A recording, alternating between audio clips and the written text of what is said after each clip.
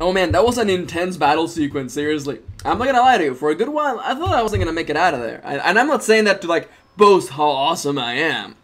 I literally thought that I made a terrible mistake, but things worked out in the end. Note to self, more medkits. For the time being, though, let's talk to Gino. That lady also just woke up. Excuse me? Yes? Hello? Oh. Oh, okay, thank you. Oh my, oh, Gino, you look a little beat up, buddy. You eject the BTL Gino's been writing. He gasps suddenly and his eyes flutter open. He looks confused, worse than the other chipheads you've seen. His lips are white and chapped, his eyes sunk into his head. There's vomit on his shirt and sweat on his forehead. When he speaks, his words are slurred. He is burnt. What the hell? Who slutted me out? Who fraggin' slutted me out? Coyote's shaking. She looks terrified. Gino, it's me. It's Carla.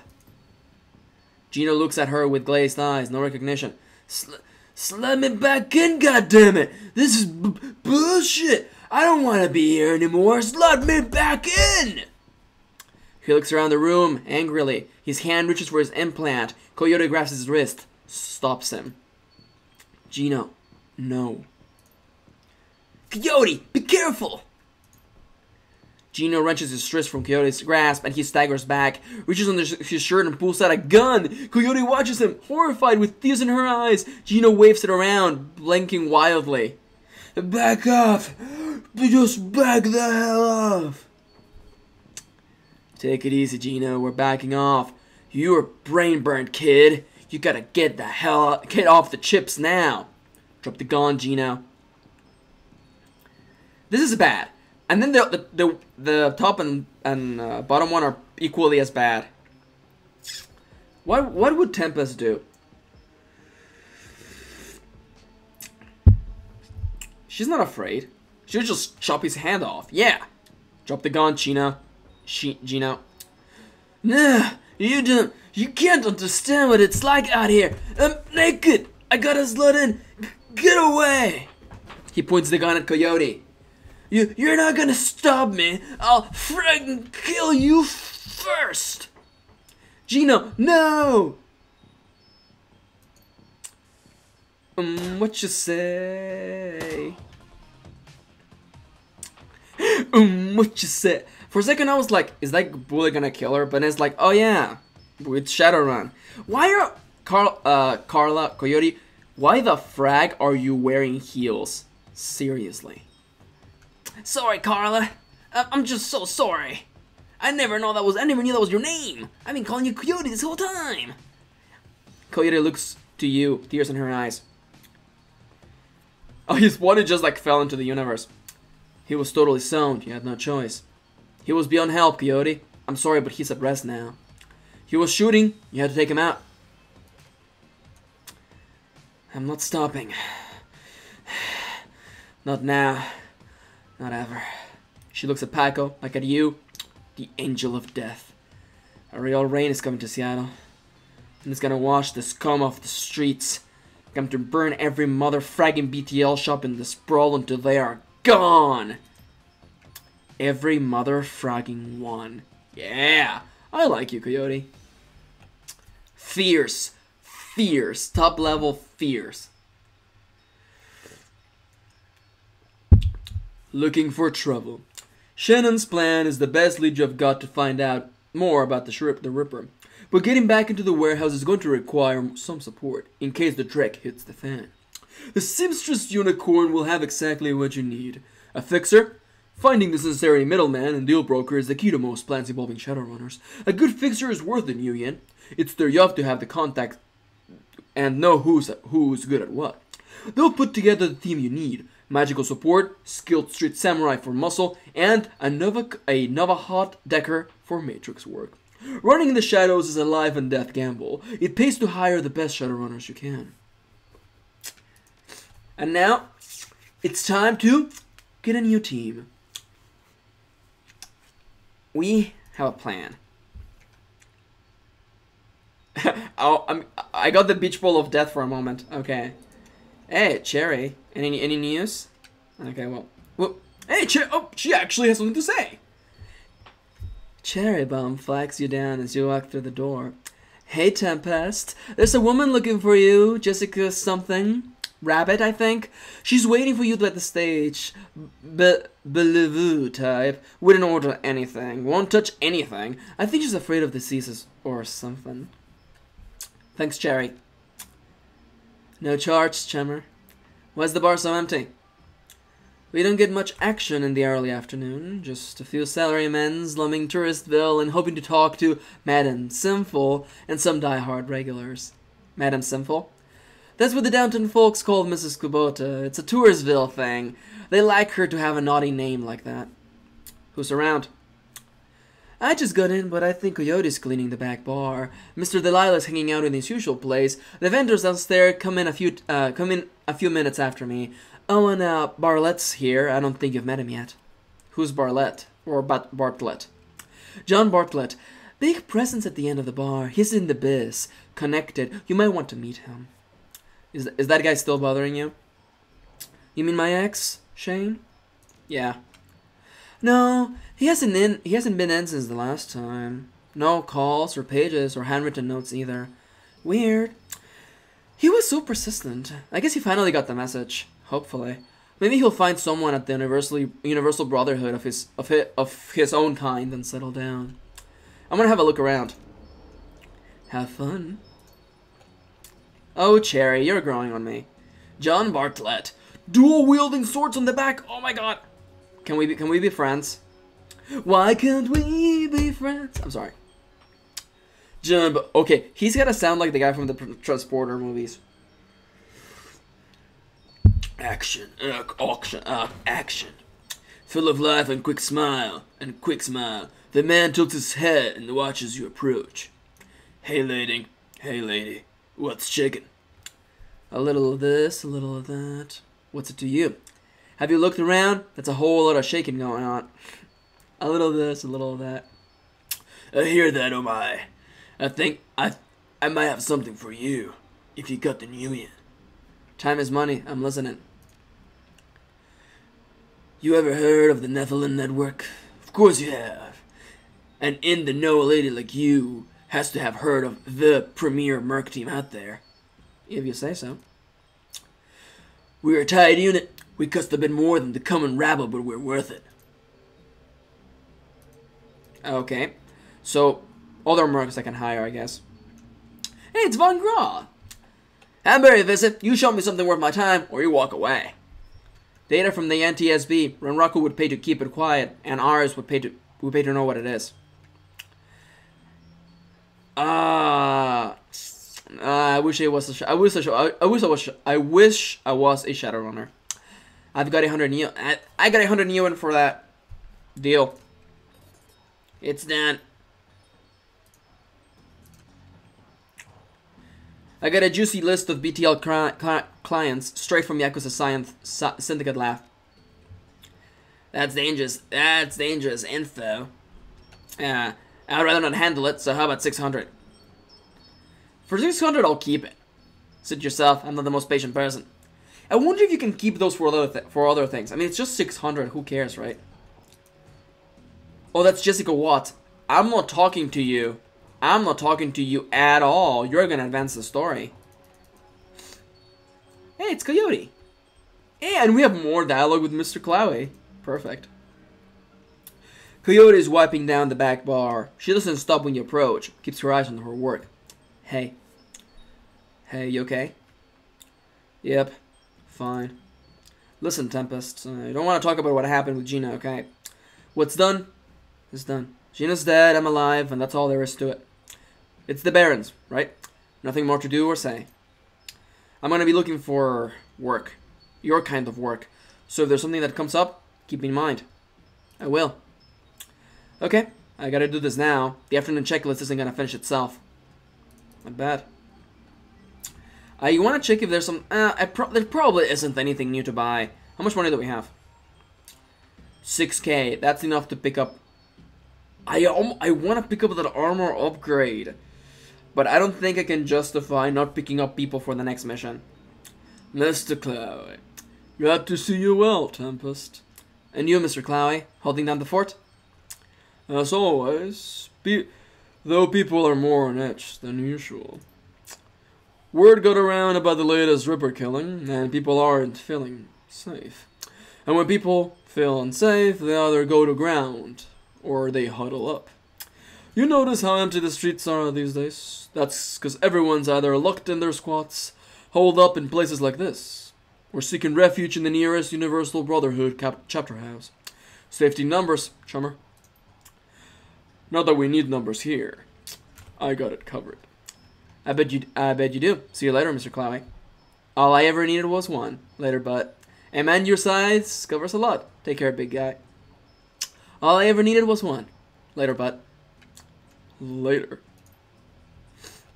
I don't...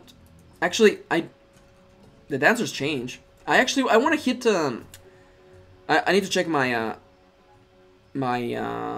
stash. Because I did kind of clean shop with all the things that I spent last time, so I want to pick up new things.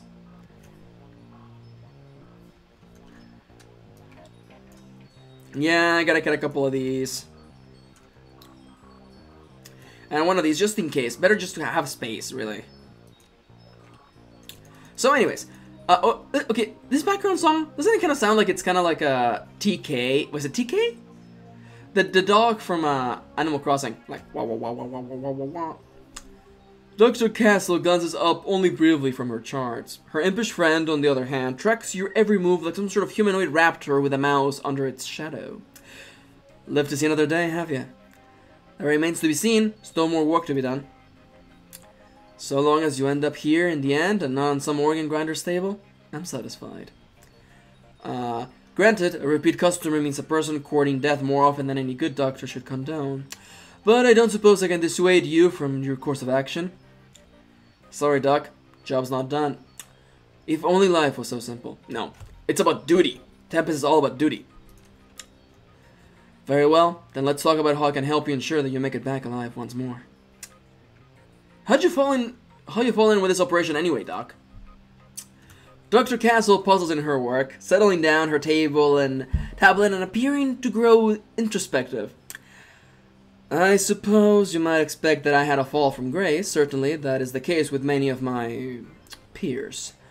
If not that, you might think that I was compelled to do this because of my friend or family member, because of a Shadowrunner, and I hurried to their assistance one fateful night. But, I'm sorry about that, but the reality is that I grew up knowing this is what I would do with my life. My parents were both Shadowrunners, and very successful ones at that. So successful that they retired in a very large house and raised a litter of kids who grew up hearing their impossible tales of their parents' younger years. Of course, we were expressly forbidden to follow in their footsteps. We were all expected to attend university and take full advantage of the opportunities they had fought so hard to give us. So, Mom and Dad, proud to see me pursuing a medical career. Oh, don't mind what just hit my keyboard. And they had only minor reservations about me applying that expertise to the treatment of Shadowrunners. After all, they never would have survived long enough to meet and fall in love if not for the ministrations of several street dogs along the way. So I suppose you could say I was born to this life after a fashion. She picks up her tablet and resumes her work. Is there anything else I can help you with? Let's see your medical supplies. Ah. Nice. This is actually good stuff. Holy crap. Not bad. Yeah, the basic med kit is trash. What's your cyberware? Any new stuff? Ooh, I want this. I want this so bad. Can I afford that though? It just needs to happen. We will still have more than 4K, which is what they gave us to hire people. I'm getting the thermal plating. It gives us +2 armor. It's good. I'll take it. Cyberware causes essence loss. This affects the magic rating of your character, as magic is equal to essence rounded down. Magic is very important for spellcasters. The base number of spell slots available to the caster is equal to half of their magic, rounded down. Therefore, losing essence can cause spell slots to be permanently lost. In addition, each point of magic lost increases all spell cooldown by +1. Casting a spell again while it's cooling causes drain damage to the caster. You cannot have less than 1 essence. So we may lose like one. We're gonna lose one casting spell slot, but who cares? Okay, never mind. And now we should have a new implant. Yeah, nice. What are our stats? Can I see my stats real quick? Armor, armor, armor, armor. Where's armor? 5 armor. That's good. And then we can just put on like a battle vest and it will be awesome. Nice, good. Is there any new stuff on the field of weapons and arms? Because I would love to pick up a new weapon. What's in special for happy hour?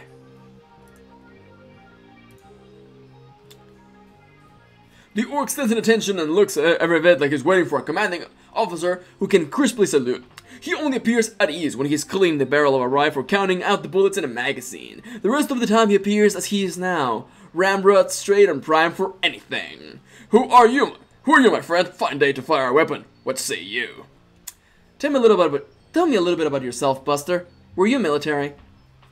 After a fashion, yes ma'am. Sergeant in the 31st Californian Militia. It's no longer a recognized unit, and there are those who would say we never were. But someone had to stand up for the tur, and it fell to us. Sergeant Dyer? Yes ma'am. I was in Call Free when the Elves came marching down from the north in 36. After the UCAS pulled their support, we had little in the way of an organized defense. But what we did have was a stockpile of weapons and ammo down in Oakland. The locals in No Call held out long enough for us to bring the heat, and I tell you, all the magic hoo-ha in the world ain't enough to stop a V11 hand rock from cracking your dome. We drove them elves all the way back to Eureka. We'd have them push them all the way back to Portland too, but some ninny down south reached out to the Japanese for aid and got our own new version of Normandy for the trouble. Things went to hell in a handbasket from there. Don't much like to talk about those days, so let's talk guns instead. Can I get you anything? What do you have in stock? Anything new? No you don't. Piece of crap. See you later, Grubber Man. I know all of you have that new dialogue options, but I want to move on. I guess we could talk. I would like a new fresh. Yes. Do you have new clothes? You don't. Ah, lame. See, because like we could pick up. Which is the one that? Oh yeah. See, like our armor gives us. Our clothing gives us 3 armor, so we literally have like. Increased our armor by 60%. It's just good. We're gonna take less damage. Hey, Algernon. The elf called Algernon appears to be in a hushed but intense conversation as you approach. However, the other party of this discourse is nowhere to be seen. Turning to greet you, Algernon dismisses his invisible associate with a wave of his hand. Welcome, fellow child of the sex world. What can I help you with today? Tell me a little bit about yourself, Algernon.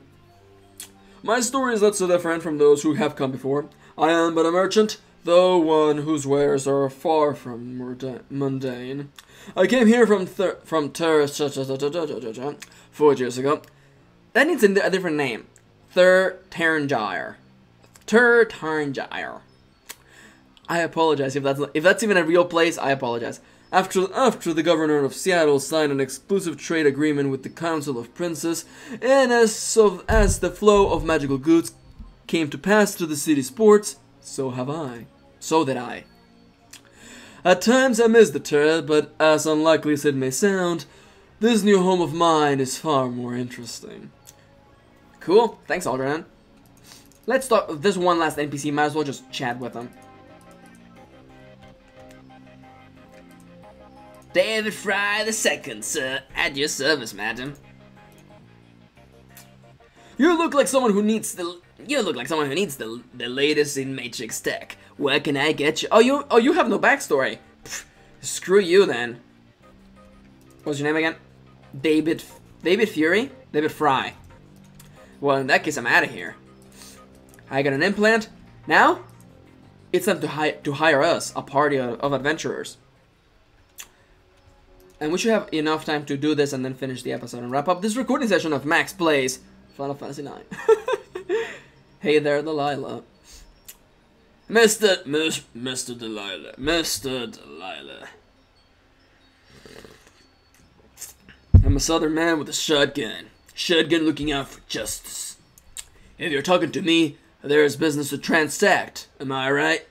I almost picture him like kind of like a nasty man. Like if you're talking to me, there's business to extract. Am I right? Like I picture like foot stains on his shirt. Of course you're right. It's your job to be right.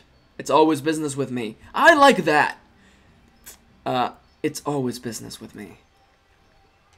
I appreciate this about you. Street talk is that you are a street talk is a dangerous individual. What can I do for you, dangerous individual? I need to put a crew together. You got scratch, or you're planning to pay me out of your earnings? I prefer upfront. Yeah. How much is this gonna cost me?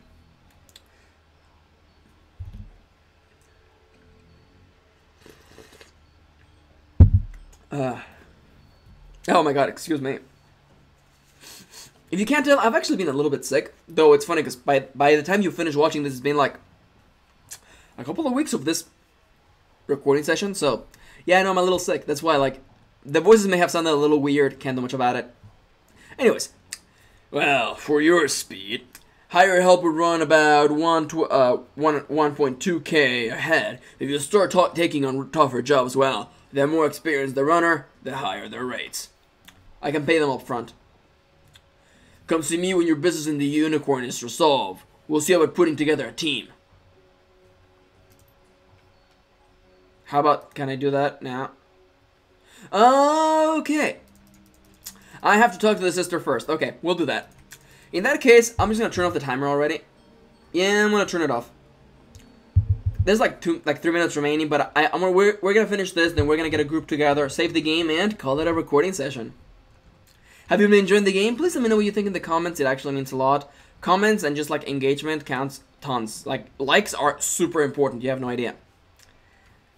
Whoa! Turn down the soften gauge on your Instagram pictures. At a glance, you can tell that Sam's sister, Jessica, is from a different world. The opposite of Sam in almost every way. Her suit is tailored, her eyes are sharp, and her style exudes authority. Miss Watts? Jessica Watts? She eyes you up and down warily. She does a good job of hiding it, but it is clear that she is well outside of her comfort zone. Yes, and you are? Tempest. I'm looking to your brother Sam's death. Name's Tempest. I used to work with your brother Sam. My friends call me Tempest, and I accounted Sam among them. I like that. Yeah, it sounds kind of formal. That's funny. I didn't think Sam had any friends. Friendship is defined a little differently in the shadows. Well, maybe former business partners is closer to the truth. Quality over quantity, I suppose. I like that. I am sorry. It's just that it doesn't match with the picture of Sam I've had in my head all these years. I have a picture of you two. That's funny. She shakes free the thought and attempts a lukewarm smile. So, you're one of them? The one I was called about? A woman who called herself Coyote contacted me this morning to inform me that my brother was dead, and that I should come into this place and speak to someone about an investigation. Sam didn't die of natural causes. He was murdered. That's right. I'm hoping you can help me get to the bottom of this. I'm very sorry about your loss. This is pretty, but to the meat and potatoes of this conversation. I don't know what use I'll be. Just answer a few questions, if that's all. All right, but she then furrows her brow, regarding you more critically. You're not with the police, are you? I'm not. That a problem? Figure that all out yourself. I'm getting that a lot lately, but no. But by the look in her face, it is clearly struggling with this. I'll be honest. I would just as soon put all of this behind me, and the fastest way to do that is through proper channels. Surely there's an official police investigation going on. Why not let the professionals handle this? I am a professional. Lone Star, professional, not the ones I've seen. I think they can all use the help they can get. Okay, it's gotta be the middle option. You know why? Because Tempest used to be security. Simple as that. Lone Star, professional, not the ones I've seen. But, you must have better things to do than waste your time searching for whoever killed my lowlife brother. Don't you friggin' say that about Sam. We lowlifes have to stick together. Besides, I'm not doing it for free. No, never mention money. Never ever mention money. With this kind of payday, few things I'd rather to be doing. First, Sam was my friend. And second, I'm being paid. Oh, all these mention the money.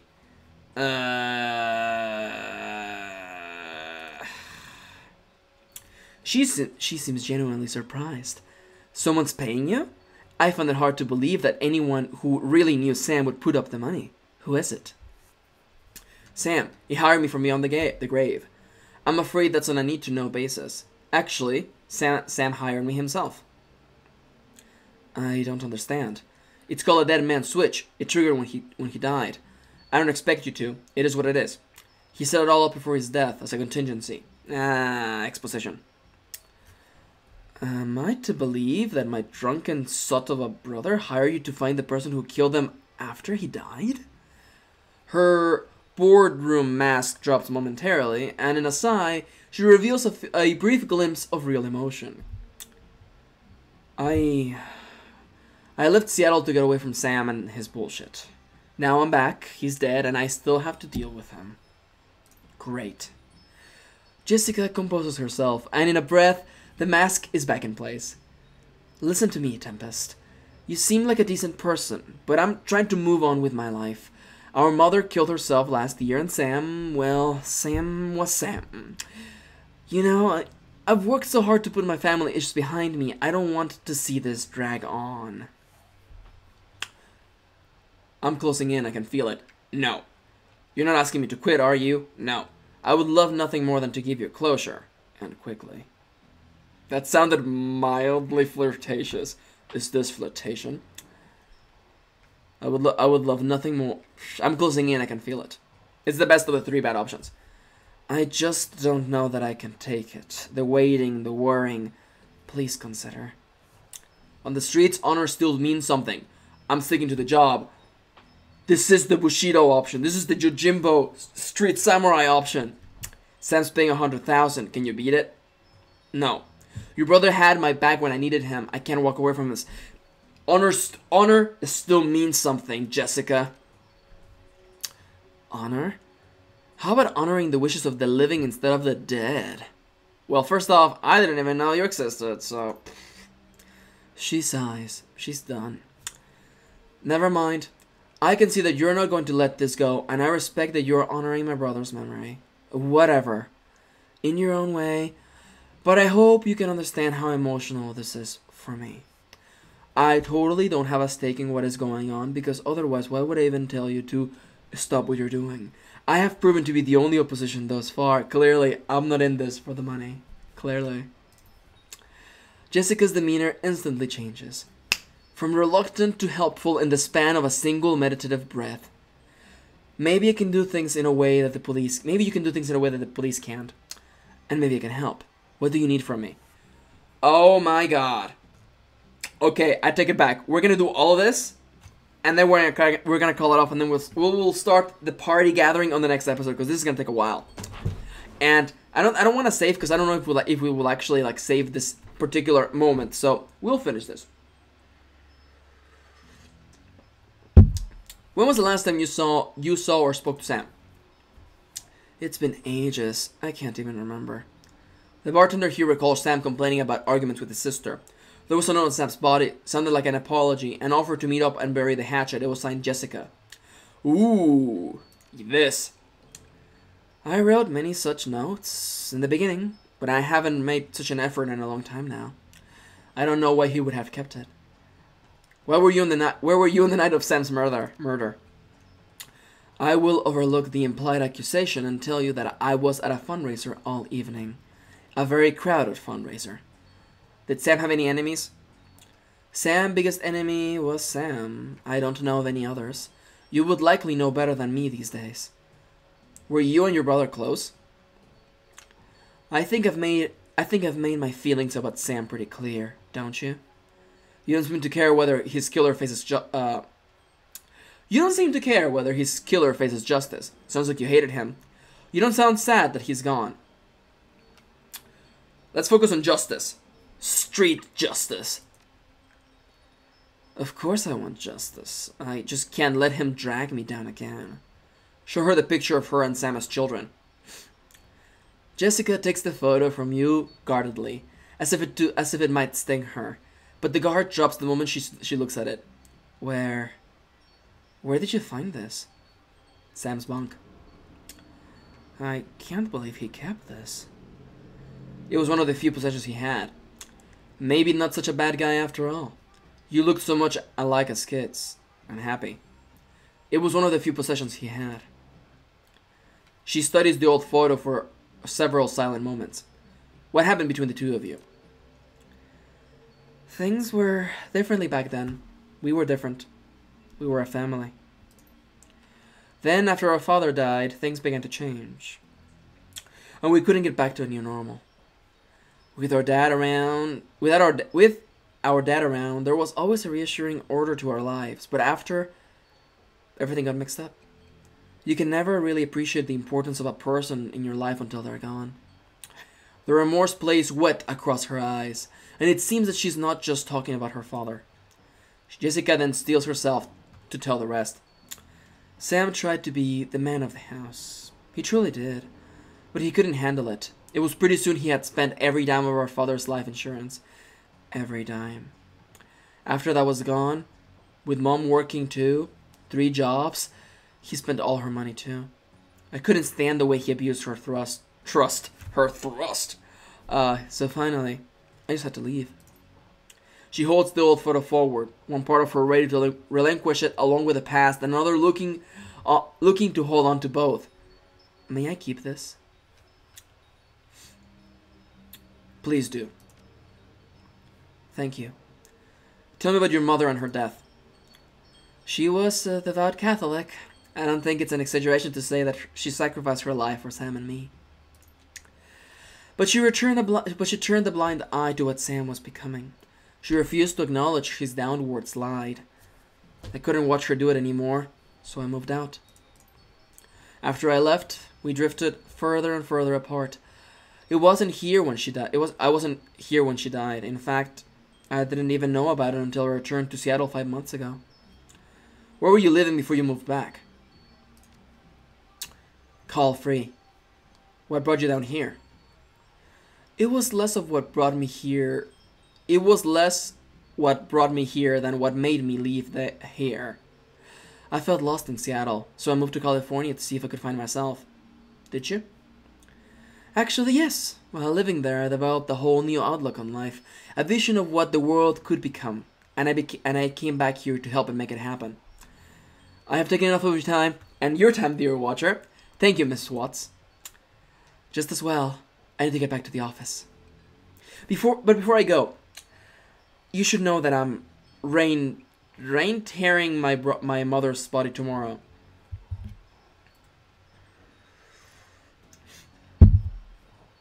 And I'm arranging to have Sam buried with her. The funeral is tomorrow at Our Lady of the Blessed Sacrament, 7 o'clock. You're more than welcome to attend. I wouldn't miss it. Goodbye, Tempest. I hope you find what you're looking for. Stay safe.